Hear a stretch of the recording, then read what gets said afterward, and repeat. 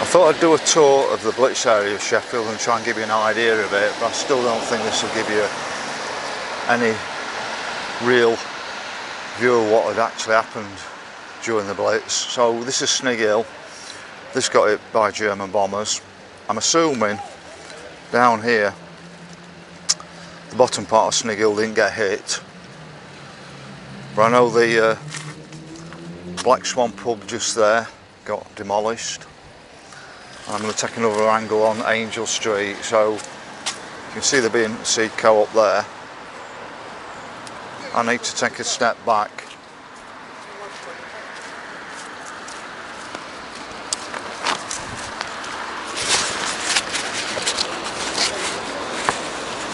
So this is the Angel Street area shop. You can see the B&C Co-op.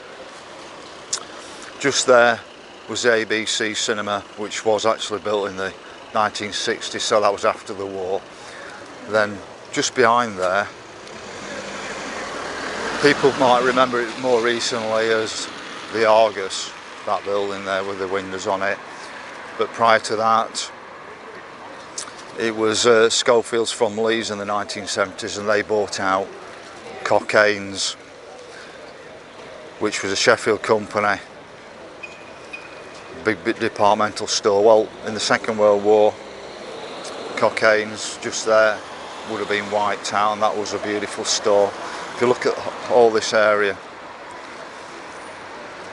on Google and look for the images, you find it was very Victorian or pre-Victorian. Beautiful shops. Then it got replaced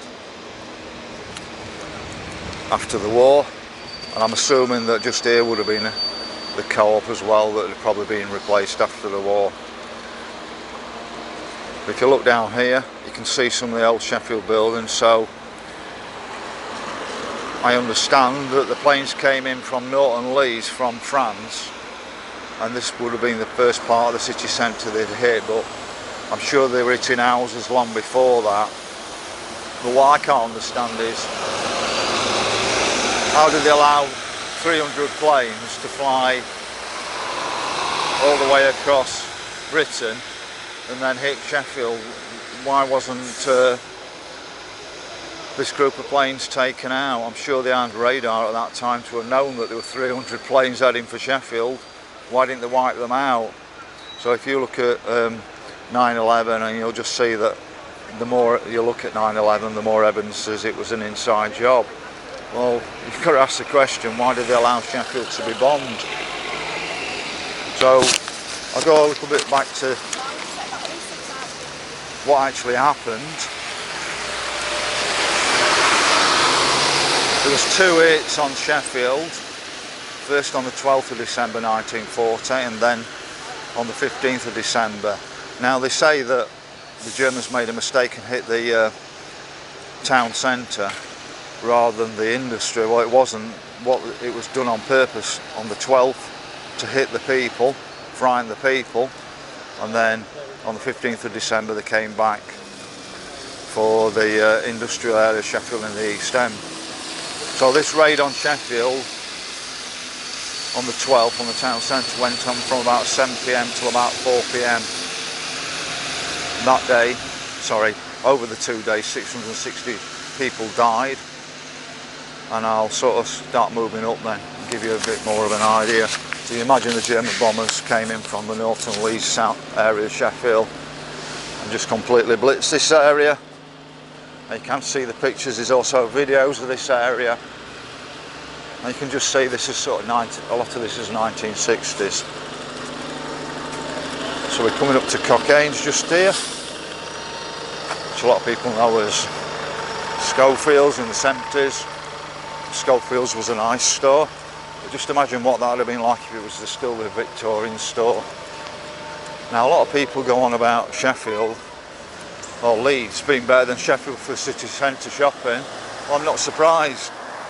During the Blitz in Leeds they only lost 60 people. That's a tenth of what happened to Sheffield. So you can just imagine the buildings that were destroyed in the middle of Sheffield. So I'm coming up to High Street at the moment. So you can see this is all sort of modern 19 60s or after the war building.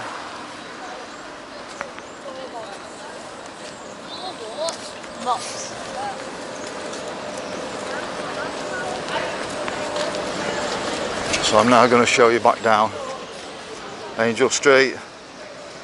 So you've got Cocaine's there. I prefer to use the Cocaine's name, it was a Sheffield company. And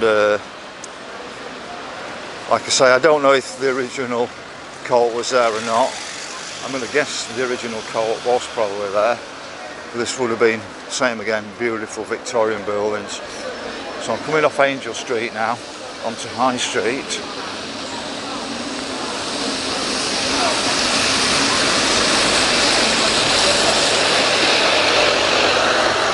So if you look up there to the Banker's Draft, that's an original building, so they didn't hit that part of High Street.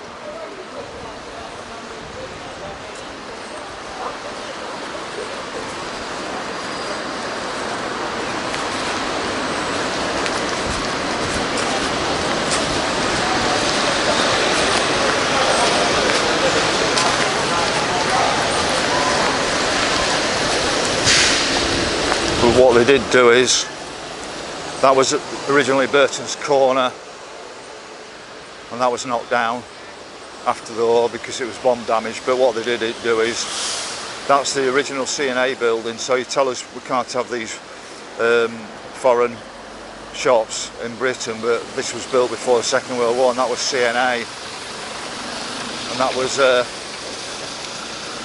completely destroyed by a 500-ton bomb. Just there where it says cash shop, and just go over to that.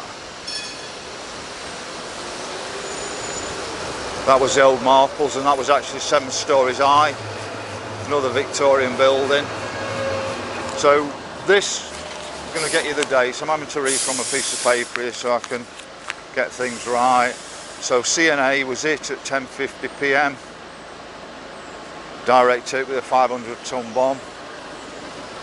And then 11:44, the Marples was it, a 500-pound bomb, or a big bomb, put it like that. And there was about 80 lives lost in there. What had happened is people had been sheltering long before the 11 o'clock, so the bombing started about 7 o'clock, and people were sheltering, and at 11:44 they were in the cellars. 80 people lost their lives. They did drag about 7 people out the next day alive. Not sure how the mental state of mind was after that.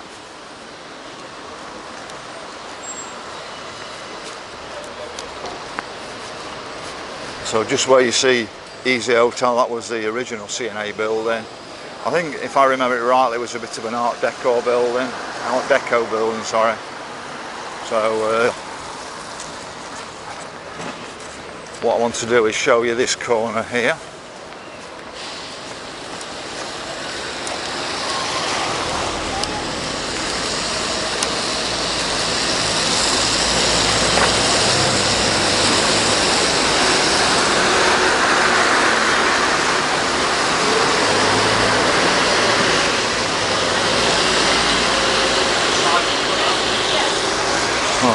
So where you can see KFC, that was known as Burton's Corner. I'm going to pull around a bit more.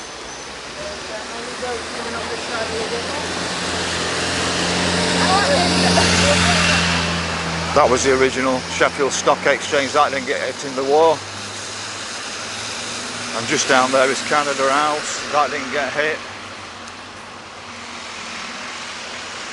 So that was corner I was talking about that didn't get hit. Dunn's Corner, it was known as. Beautiful bit of architecture. You imagine that went up, that type of building. It was a square sort of building there, but that same sort of architecture went right up to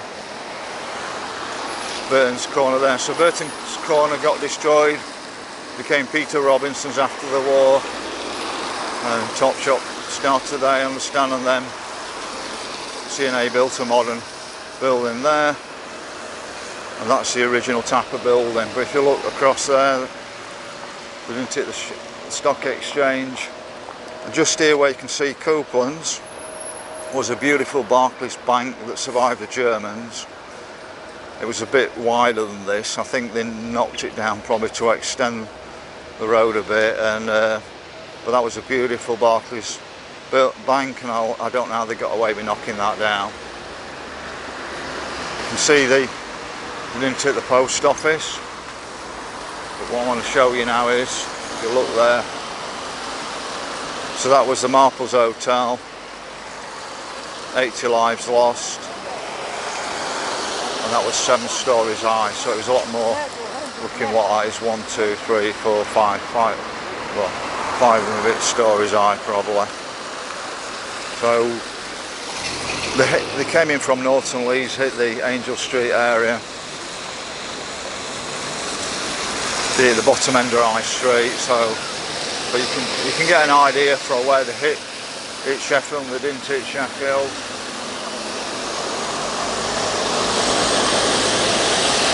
So I'm just going to tell you now the number of damaged houses in Sheffield. It was 78,000 houses damaged, 3,000 demolished and 3,000 houses badly damaged. 1,500 injured across the city, 40,000 made homeless.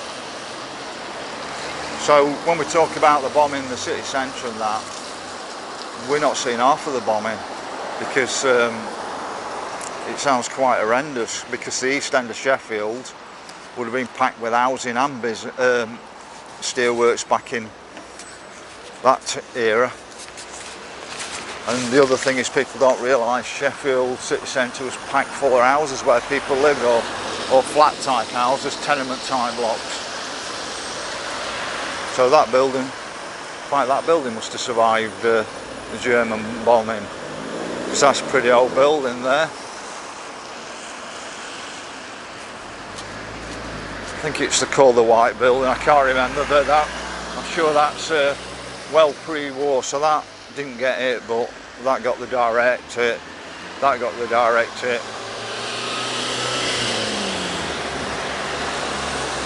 It's quite horrendous in Sheffield. They're supposed to have stopped the cars, got rid of the hole in the road, because we won't need it anymore, and we certainly do need the hole in the road. So I'm making my way up to Campo Lane now. But I've also got some other store to show you, John Walsh's. Now, I've always known it as this modern building, John Walsh's, and I love going in here. I used to come in from the hole in the road, up some escalators, and at Christmas it used to be decorated. Love this building, but I've seen pictures of this building before the war, and the architecture on the building was fantastic.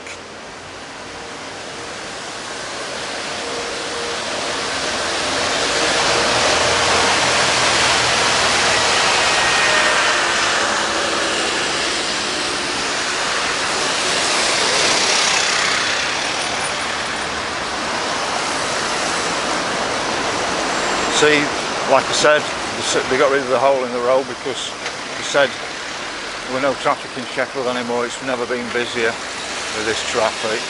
It's a nightmare to get across roads.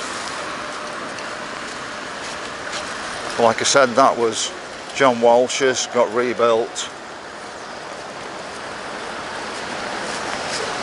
Well, I've seen some of the videos of Sheffield during the war. I think the Sheffield Star got some old videos, and it's quite horrendous. It's, when I'm showing you things gone, well, imagine walking through this and feeling totally disorientated.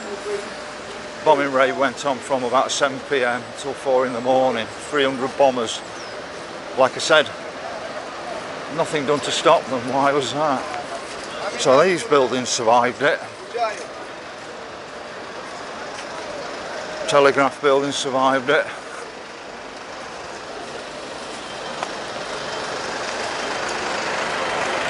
I'm heading up to Campo Lane now. So you can see that was known as Burns Corner, and that had been probably boarded up for about 15 years. It just wasn't the money.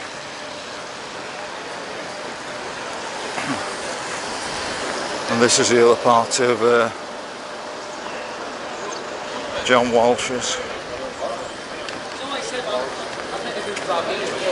But you can see the bombing sort of stopped at this point, because if you're looking at the modern buildings, and then you start to see the older buildings actually survived.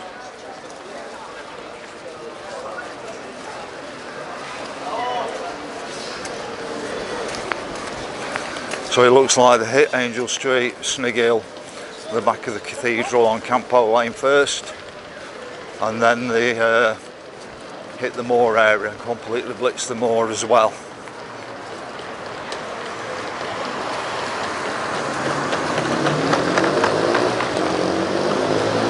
I'm trying to get you different angles on this, and you can see where the destruction was and wasn't. So you can see this modern white building. Well, that wasn't destroyed by the Germans. That was Cole's Corner, a beautiful piece of architecture. Other people might know it as John Lewis. Well, it wasn't John Lewis then. It had been taken over by John Lewis, but everybody knew it as Cole's. And that building was knocked down in 1964. And that building went in harmony with all the top end of High Street, because none of that got bombed in the war. But you can see all these buildings survived it. In a bit, when I get up onto Fargate, you'll get an idea that I think most of that survived it as well. So looking back down High Street, so I'm sneaking through now to Campo Lane. But these are the bits I was talking about with the mud flood, where they're below the surface. See the old Star offices. There used to be the printing presses in here. Used to walk past here coming in from work at 5 o'clock. And at the bottom end, vans used to be loading up from here.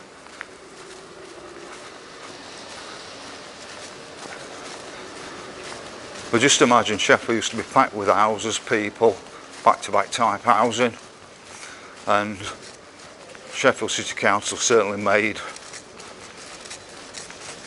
their plans around use the war to their best advantage.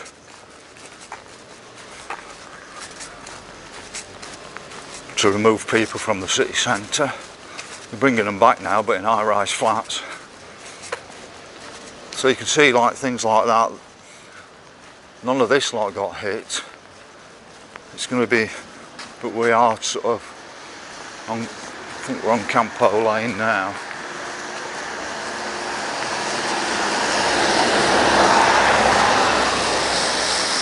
So that's looking down to Hartshead, and that's the back end of Angel Street. You can see old buildings definitely survived. So we're at the back end of the cathedral, and I'm told back end of the cathedral got hit. A lot of Campo Lane got hit, but you can see these are the original buildings pre-war. You can see the back end of the cathedral was rebuilt. Get you a better angle on it.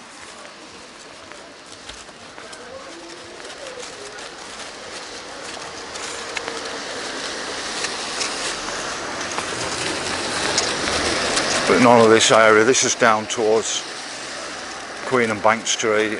I don't think this area got it, but probably indiscriminate bombing. You can see the more of the back of the cathedral where it had got knocked out.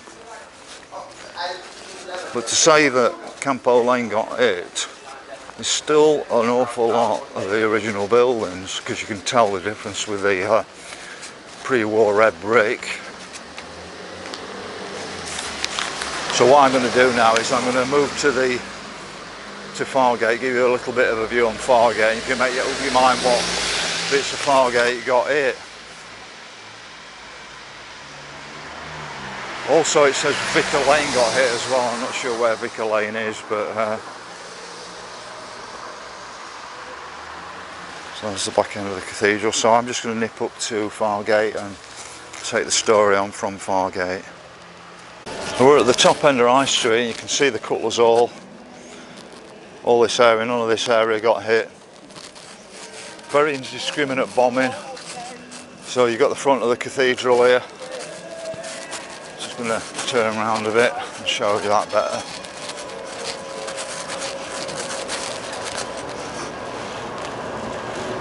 That's the front of the cathedral. That didn't get it, was the back end. You can see some modernisation again of the cathedral.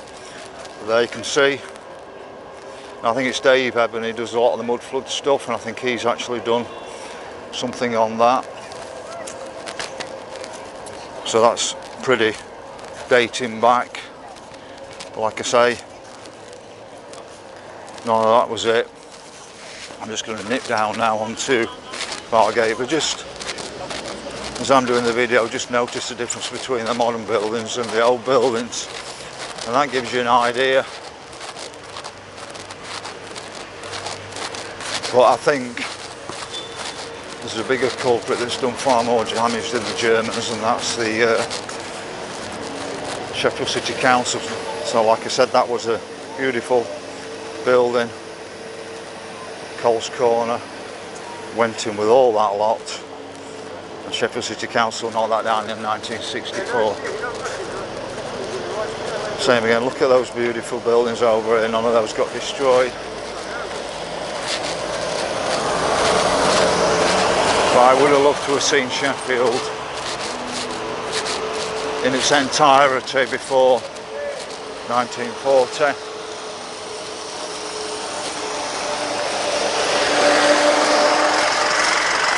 Like I say, people going about Leeds,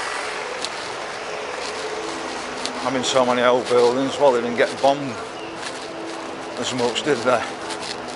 But like I say, I don't know what of this has got bombed or which has been removed by Sheffield City Council. I mean, the buildings on the right hand side are the original fascias, so they're still around.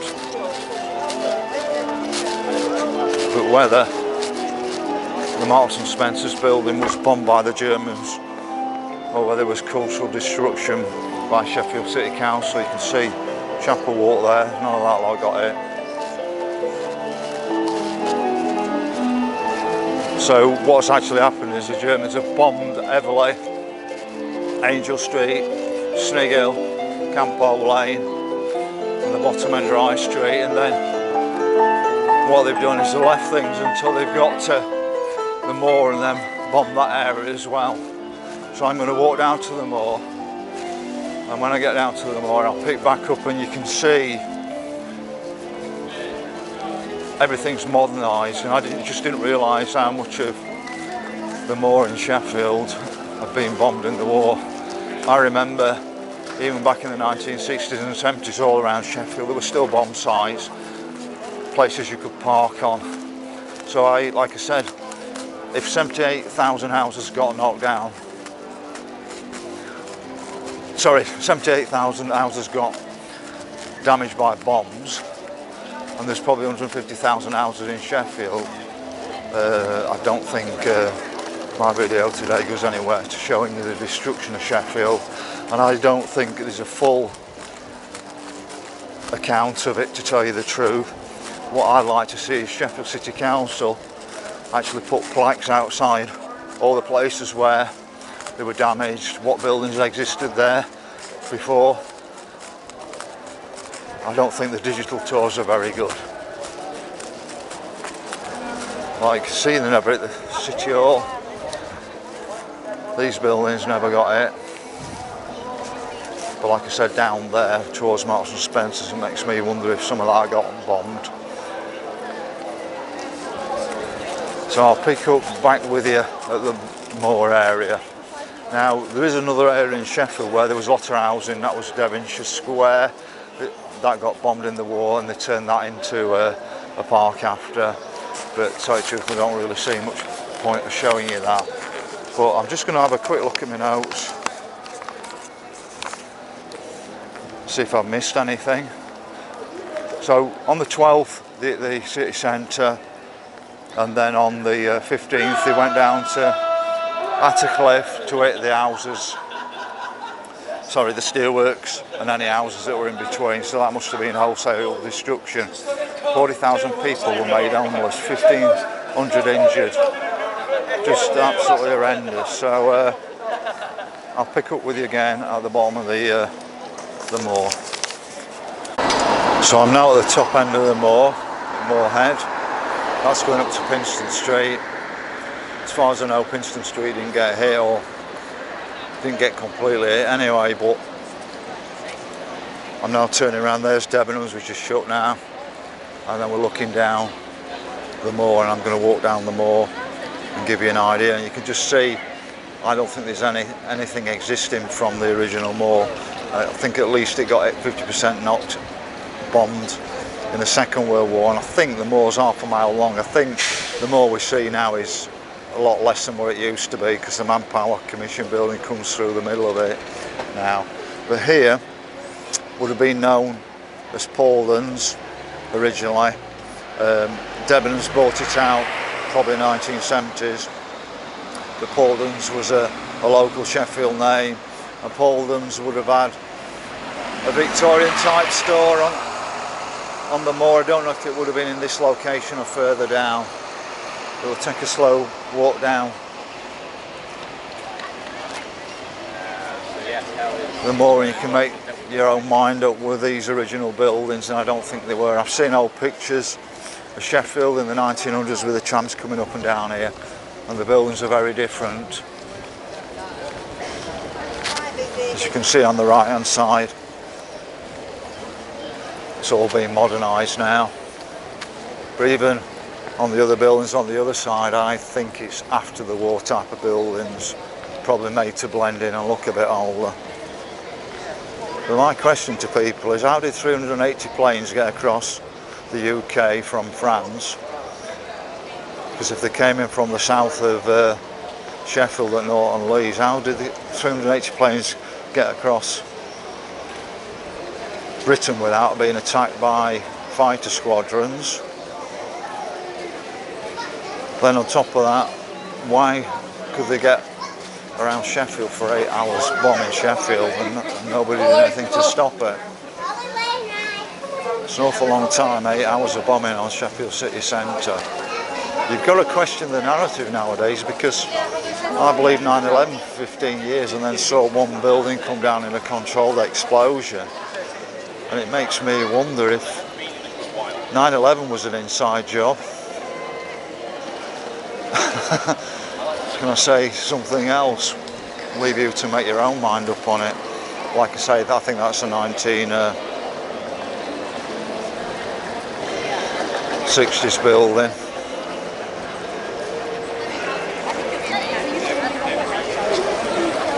But when I came for a walk down here last week, I couldn't find any older buildings, nothing before the 1960s.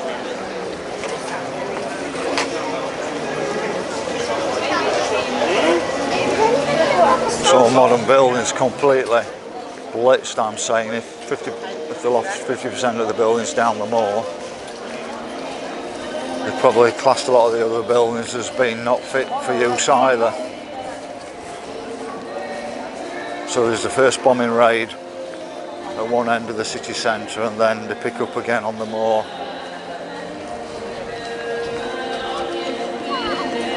I remember a lot of this being bomb sites still in the 1960s and 70s. And coming down to Atkinson's here. Now Atkinson's is the only family store left in Sheffield. It's survived both the Germans and the City Council. But originally this Atkinson store was another lovely, beautiful Victorian building. You can see there's just nothing pre-war at all down here. So it just shows you the absolute destruction. I'm sure I read on the internet the moor is half a mile long. These are the markets they moved from the Haymarket, more cultural destruction.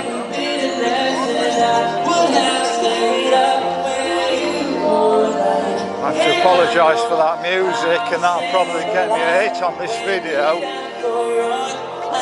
because it's in the background. Somebody else is singing it, but if it's a published song on YouTube, they give me a hit. So this was the modernised Atkinsons in the 1960s.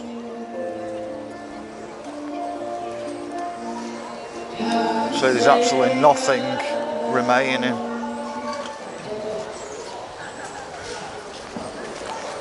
Like I said, I've read somewhere it said the moor was half a mile long, and I think the moor extended out past the end of the Manpower building here, which came in the 1970s and cut off Sheffield from that bottom end.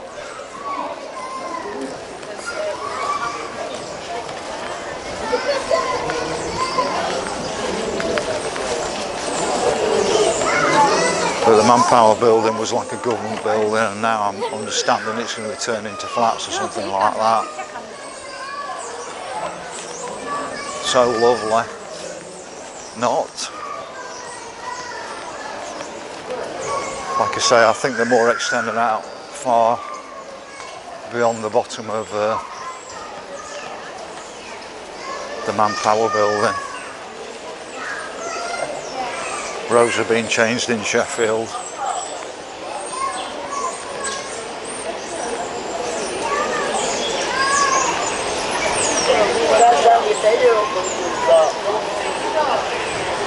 If you look there, you can take you right back up. Just imagine that, all that area from the top of Moorhead down to Blitz in the Second World War. Like assuming this was all Victorian buildings either side down here. But I'm just not recognising Sheffield anymore. It's so sad. My own city.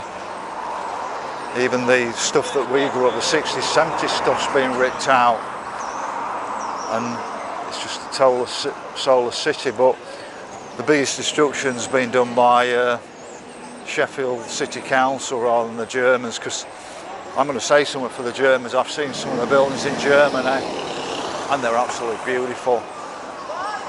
And they were absolutely destroyed by us, so I see it from two different sides. And I'm also going to say, I look at it from a different angle. If they could have done 9/11, was it the Second World War, just a totally manufactured war?